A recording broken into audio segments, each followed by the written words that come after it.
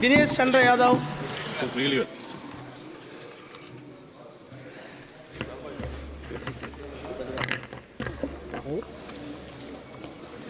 धन्यवाद सभापति महोदय। माननीय वित्त मंत्री जी द्वारा जो बजट पेश किया गया उसके समर्थन में बोलने के लिए खड़ा हुआ। बहुत देर से सभी माननीय सदस्य के भाषण को सुन रहे थे। कांग्रेस आई कि श्रीमती शैलजा जी ने कहा कि यह बजट बिहार का बजट है और एक राज्य का उन्होंने नाम लिया। उसी तरह से एक सदस्य तृणमूल कांग्रेस के भी थे, उन्होंने भी कहा कि यह बिहार का बजट है और इसमें और कुछ नहीं है। और बाद में सुन रहा था डीएमके के सम्मानित माननीय सदस्य दयानिधि मारन जी को भी, उन्होंने कहा कि यह बजट कुछ राज्यों के लिए है, बिहार के लिए है। बिहार में 15 पुल गिर गए और यह जो पैसा दिया गया उसके भरपाई के लिए और भ्रष्ट लोगों के हाथ में इस बजट में राशि दे गई। हम समझते थे कि बहुत दिन से हम मारन साहब को देख रहे हैं, अंग्रेजी में बोलते हैं, ज़ोर ज़ोर से बोलते हैं और चिल्ला के भी बोलते हैं, लेकिन बोलने से पहले थोड़ा संयम बरतना जरूर चाहिए। हम भ्रष्ट किसको कह रहे हैं? यदि भ्रष्ट हम किसको दूसरे को कह रहे हैं तो अपने बारे में भी सोचना चाहिए। बिहार को पैसा दिया गया, बिहार सरकार को पैसा जाएगा, तो आप भ्रष्ट कर रहे हैं। बिहार को दे दिया गया मतलब हमारे शासक को, आपके नज़र में हमारे शासक भ्रष्ट हैं। यदि मैं भी कहूं कि आपके जो तमिलनाडु हैं वहाँ के शासक, वैसे मेरा स्वभाव बोलने का नहीं है, लेकिन मैं भी कहूं कि वहाँ के शासक बिना तथ्य के कहूं कि भ्रष्ट है तो अच्छा नहीं लगेगा। इसलिए इस तरह के भाषा का प्रयोग कदापि नहीं करना चाहिए। रिकॉर्ड में यह बात है, रिकॉर्ड में यह बात है कि आपने यह कहा, रिकॉर्ड में यह बात है। आप अंग्रेजी में बोल रहे थे, ट्रांसलेट हो रहा था। उतना पढ़े लिखे हम नहीं हैं, लेकिन ट्रांसलेट हो रहा था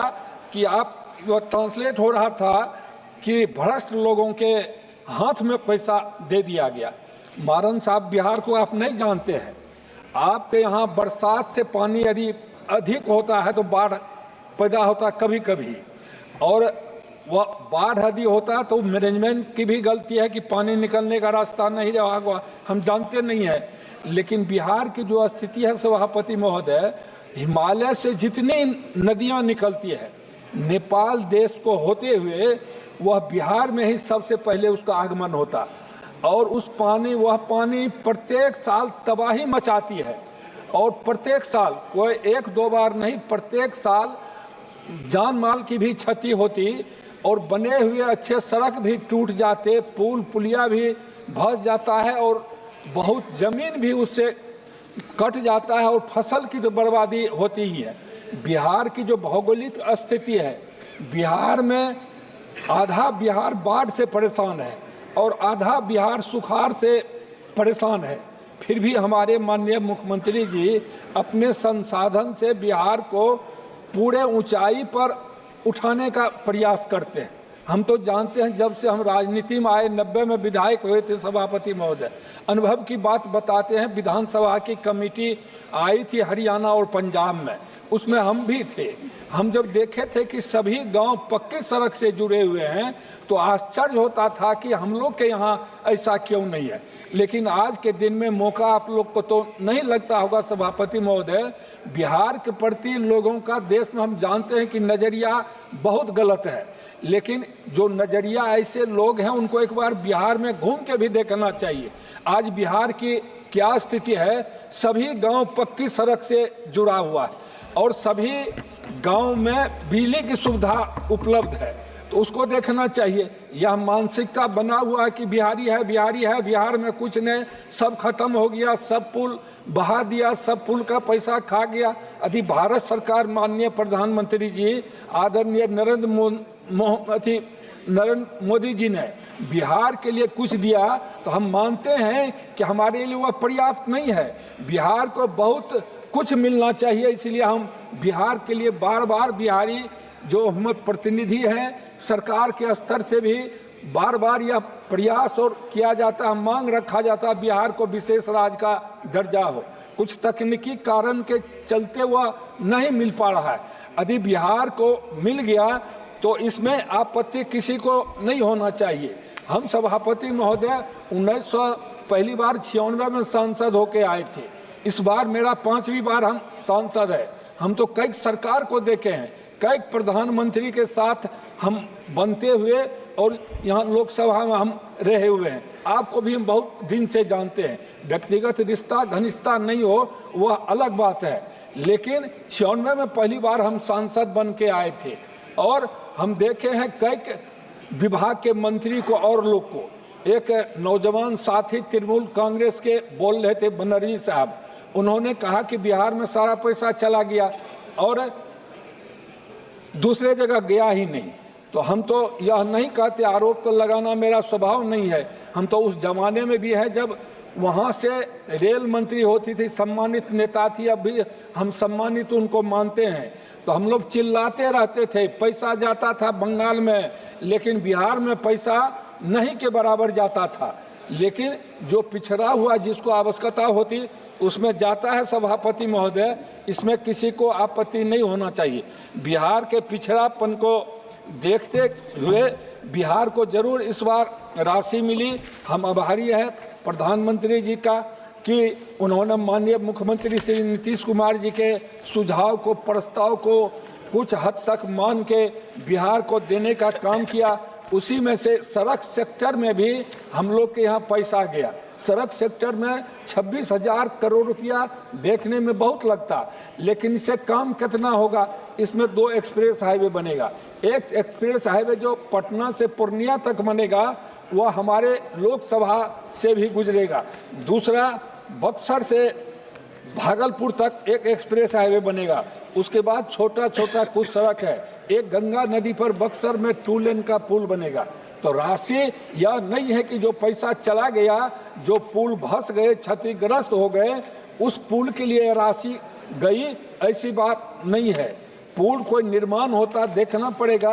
बिहार के प्रति हमने कहा कि नजरिया अखबार वाले का भी ठीक नहीं रहता और टीवी वाले भी लिखते हैं कि पुल ध्वस्त हो गया। हमारे लोकसभा में एक पुल था, हम सुबह सुबह देखे चैनल पर तो उसमें कहा गया बिहार के सहरसा में एक पुल बह गया। तो हमको हुआ कहाँ का पुल बह गया, तो हम डीएम से पूछे कि भाई पुल कहाँ का बह गया। तो उन्होंने कहा कि एक महिषी प्रखंड में है, उसी गांव में एक ग्रामीण कार्य विभाग की सड़क थी, 10 लाख रुपये का कलभट उसमें बना हुआ था। पानी तो कोसी नदी के किनारे में है, मेन कोसी नदी के किनारे में। जब बाढ़ आता तो प्रेशर होता, तो कलभट छोटा था, कलभट का अप्रोच बह गया। लेकिन जो दूरदर्शन देखा होगा, चैनल देखा होगा, उसमें तो दिया कि एक और पुल ध्वस्त हो गया बिहार का, जो हमारे लोकसभा के बारे में था कि सहरसा के महिषी प्रखंड में। तो इस तरह से समाचार आते, लोग उसमें अपना दिमाग बना के उसको बोलते हैं। और हम लोग के यहाँ तो बिजली सभी जगह आज उपलब्ध है। बिजली के लिए उतना षड्यंत्र नहीं है कि बिहार में बिजली का उत्पादन हो, उसी बिजली का उपयोग किया जाए। बिहार सरकार माननीय मुख्यमंत्री जी हर घर में बिजली दे रहे हैं, तो बाहर से भी बिजली खरीद के लेते हैं, सब घर में जाता। तो उसके लिए राशि दी गई, 21,400 करोड़ रुपया उसके लिए प्रावधान किया गया, जो पीरपैती में 1400 मेगावाट का विद्युत संयंत्र लगेगा। उसी के साथ साथ उस राशि में जो 1-2 हवाई अड्डा है और जो पहले से स्टेट गवर्नमेंट का हवाई अड्डा बना था, उसके जीर्णोद्धार के भी काम होंगे। और उसी में राजगीर में ग्रीन एयरपोर्ट होगा, भागलपुर में ग्रीन एयरपोर्ट होगा, और हमारे संसदीय में भी सहरसा में एक जो छोटा स्टेट गवर्नमेंट का एयरपोर्ट था उसका जीर्णोद्धार होगा। नहीं, भागलपुर का है वो। हम तो कहे ना भागलपुर में माननीय मुख्यमंत्री जी का जो प्रस्ताव आया था उसी सब के लिए ये राशि है। तो यह तो आवश्यकता थी, होना चाहिए। तो इसमें और लोगों को खुशी होना चाहिए, तो उसी से यह काम होगा। सिंचाई के लिए जो सिंचाई और बाढ़ उपशमन के लिए हमने पहले कहा कि बिहार तबाह रहता है बाढ़ से, और कोसी नदी खास करके कोसी नदी से तो परेशानी और बर्बाद लोग प्रत्येक साल होते हैं। तो कोसी मैचिंग अंतर्राष्ट्रीय लिंक के लिए और बैराज के लिए, नदी के प्रदूषण नवीकरण के लिए, सिंचाई के अन्य परियोजना के लिए भी माननीय प्रधानमंत्री जी ने 11,500 करोड़ रुपया दिया। तो हम उनके आभारी हैं कि उन्होंने माननीय मुख्यमंत्री जी के प्रस्ताव को माना। अभी तो प्रधानमंत्री सड़क योजना के भी बारे में बजट में वित्त मंत्री जी ने घोषणा की कि 25,000 ग्रामीण बसावट में हम सड़क बनाएंगे।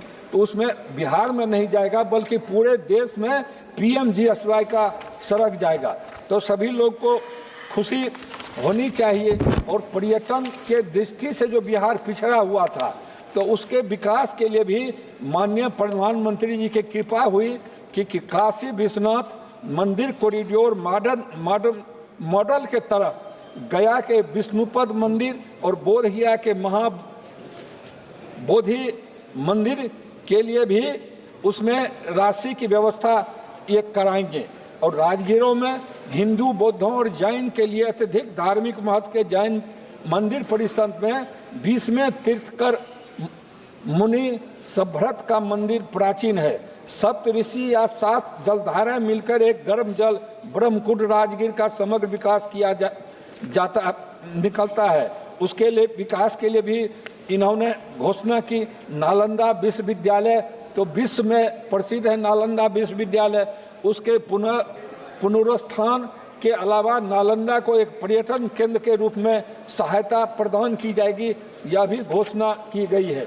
और गया में जो गया औद्योगिक केंद्र है, उसके विकास के लिए जो पूरे पूर्वांचल वगैरह को कवर करेगा, वह भी किया गया। सभापति महोदय, भागलपुर के विक्रम विश्वविद्यालय में भी राशि भारत सरकार ने दी है। जो पिछड़ा राज्य है, जिसको आवश्यकता है, जो पहले से विकसित हैं, जो पहले से बहुत कुछ जिनको मिल सका, तो उसकी चर्चा तो लोग नहीं करते हैं। लेकिन जो पिछड़ा राज्य है, आज माननीय प्रधानमंत्री जी का दया कृपा हो गया, तो उसकी चर्चा लोग बार बार करते हैं, यह उचित नहीं है। इसलिए हम धन्यवाद फिर से भारत सरकार और माननीय प्रधानमंत्री जी का आभार व्यक्त करते हैं कि माननीय मुख्यमंत्री जी के सुझाव को उन्होंने माना। अब हम क्षेत्र की कुछ 2-4 समस्या है, उसकी चर्चा हम सभापति महोदय संक्षेप में करना चाहते हैं कि हमारे और साथी बजट पर बोलेंगे। हमारे यहाँ एक FM रेडियो 10 किलोवाट की स्वीकृति हुई थी। अनुराग जी उस समय में मंत्री थे और उसकी मंजूरी मिली थी। माननीय प्रधानमंत्री जी 19 जनवरी 24 को उसका शिलान्यास भी किए, लेकिन वह काम अभी तक शुरू नहीं हुआ। अन्य जगह के हवाई अड्डा का विकास हो रहा है। हम चाहते हैं कि सहरसा में भी एक हवाई अड्डा बने, सहरसा में भी एक एम्स निर्माण की स्वीकृति भारत सरकार दे। और हम यह जो हम 2 मिनट से अधिक नहीं लेंगे, प्लीज वाइंड अप। हम समझते हैं कि 15 मिनट हमारा समय था सभापति महोदय। No, I think that one more speaker is in your party, so that please. जी, लेकिन समय बटा हुआ था। 15 मिनट हमको और समय में 2 आदमी। प्लीज। एक गति शक्ति योजना से हमारे संसदीय क्षेत्र सहरसा में 150 करोड़ रुपये से वहाँ सहरसा जंक्शन पर यार्ड का रिमॉडलिंग कार्य का प्रस्ताव रेल मंत्रालय में आया है। उसके निर्माण की स्वीकृति मिले, यह हम मांग करते हैं रेल मंत्री जी से। लाइट ओवर ब्रिज स्वीकृत हुआ था, लेकिन वर्षों से वह काम थोड़ा सा करके छोड़ दिया गया, वह पूरा होना चाहिए। सहरसा से मानसी मधेपुरा रेलखंड के दोहरीकरण के लिए फाइनल लोकेशन सर्वे का आदेश रेलवे बोर्ड से हो गया 15/12/23 को, लेकिन उसका काम आगे नहीं बढ़ रहा है। सहरसा जंक्शन एवं मानसिक जंक्शन के बाईपास के लिए फाइनल लोकेशन सर्वे का भी आदेश है, लेकिन वह भी काम पड़ा हुआ है। सहरसा में ही हमारे लोकसभा में पिछले बजट में 23-24 में सहरसा बैजनाथपुर संपार संख्या 104 के स्थान पर ऊपरी सड़क पुल 67 करोड़ रुपये की लागत से रेल बजट में वह आया था, लेकिन उसका भी काम आगे नहीं बन रहा। हम लोग का इलाके काफ़ी पिछड़ा हुआ इलाका है, कोसी का इलाका है, और देखते हैं अन्य जगह से राजधानी गाड़ी चलती और वंदे भारत गाड़ी चलती, लेकिन हमारा जो स्टेशन है वह पूर्व मध्य रेलवे का सहरसा जंक्शन काफ़ी आय देने वाला स्टेशन है।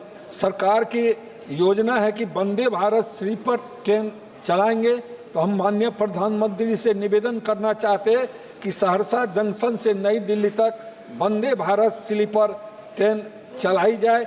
पचगछिया एक स्टेशन है जहां फुट ओवर ब्रिज नहीं है, उसका भी निर्माण होना चाहिए। हमारे संसदीय क्षेत्र में एक कोसी नदी में घोंग है, घोंकसम और कटडुमर घाट है, जहां प्रत्येक बाढ़ में कम से कम 25 लोग तो नाव से डूब के मरते ही हैं खंड खंड में। लेकिन हम सरकार से मांग करना चाहते कटडुमर घाट पर कोसी नदी पर पुल का निर्माण हो। अंत में एक निवेदन हम सभापति महोदय यह कहना चाहते कि सांसद के वेतन भत्ता, दैनिक भत्ता और पेंशन के लिए तत्कालीन वित्त मंत्री जी जब आदरणीय जेटली साहब थे तो एक एक्ट बना था कि 5 साल पर महंगाई के इंडेक्स को देख के सांसद का वेतन अपने आप बढ़ जाएगा। लेकिन लंबे समय बीत गया, लेकिन सांसद के वेतन या भत्ता या पेंशन पर कोई निर्णय नहीं हुआ। इसलिए हम सदन के माध्यम से, आपके माध्यम से माननीय प्रधानमंत्री से निवेदन करना चाहते कि सांसद धन कुबेर नहीं है, साधारण परिवार के भी लोग हैं जिसको भारी परेशानी होती, वेतन वगैरह बढ़ाने पर विचार किया जाना चाहिए। धन्यवाद। Thank you.